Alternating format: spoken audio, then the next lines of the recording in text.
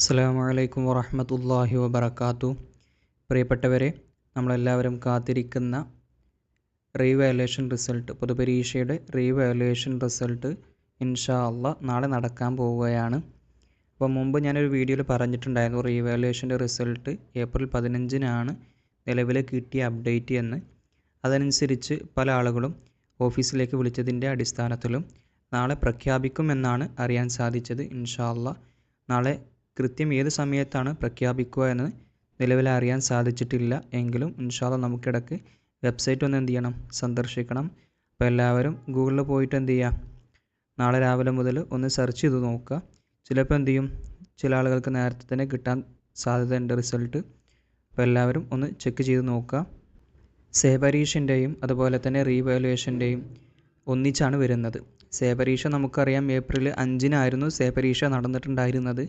അപ്പോൾ ആ പരീക്ഷൻ്റെ റിസൾട്ട് കൂടെ ഇതിൽ ഉൾപ്പെടുത്തിയിട്ടായിരിക്കും നമുക്ക് റീവാലുവേഷൻ റിസൾട്ടും സേ പരീക്ഷൻ്റെ റിസൾട്ടും വരുന്നത്.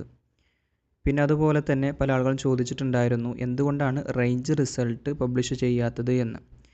റേഞ്ച് റിസൾട്ട് പബ്ലിഷ് ചെയ്യണമെന്നുണ്ടെങ്കിൽ ഇനി ഇതിൽ കുട്ടികൾക്ക് മാർക്ക് കൂടാനുണ്ടോ എന്ന് അറിയണ്ടേ. പരീക്ഷയ്ക്ക് കിട്ടിയ മാർക്ക് അത് തന്നെയാണോ എന്ന് കൺഫേം ആക്കണ്ടേ. അപ്പോൾ റീവാലുവേഷൻ കഴിഞ്ഞ ശേഷം അതിനേക്കാൾ കൂടിയിട്ടുണ്ടോ കുറഞ്ഞിട്ടുണ്ടോ എന്നറിയണമെങ്കിൽ എന്ത് ചെയ്യണം, ഈ പുനർമൂല്യനിർണ്ണയം അതായത് റീവാലുവേഷൻ്റെ റിസൾട്ട് വരണം. എന്നാലേ നമുക്ക് റേഞ്ചിൽ ആർക്കാണ് ഫസ്റ്റ് എന്നറിയാൻ സാധിക്കുള്ളൂ.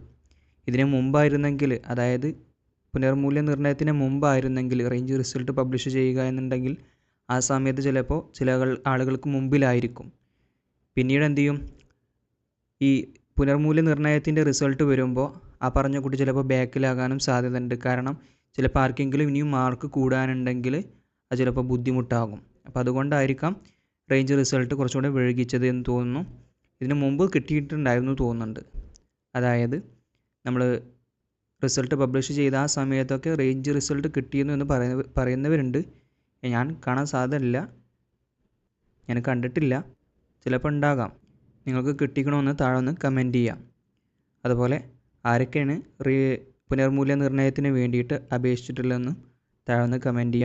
ഇപ്രാവശ്യം പിന്നെ ചെറിയ ക്ലാസ്സുകൾക്കൊന്നും പൊതുപരീക്ഷ ക്ലാസ്സുകളില്ലാത്തത് കൊണ്ട് തന്നെ എല്ലാവരും ഈ റീവാലുവേഷൻ്റെ റിസൾട്ടിനായിരിക്കും വലിയ ആവേശം. അള്ളാഹു എല്ലാവർക്കും അർഹമായ മാർക്ക് നൽകി അനുഗ്രഹിക്കുമാറാകട്ടെ. അസ്സലാമു അലൈക്കും വറഹ്മത്തുള്ളാഹി വബറകാതുഹു.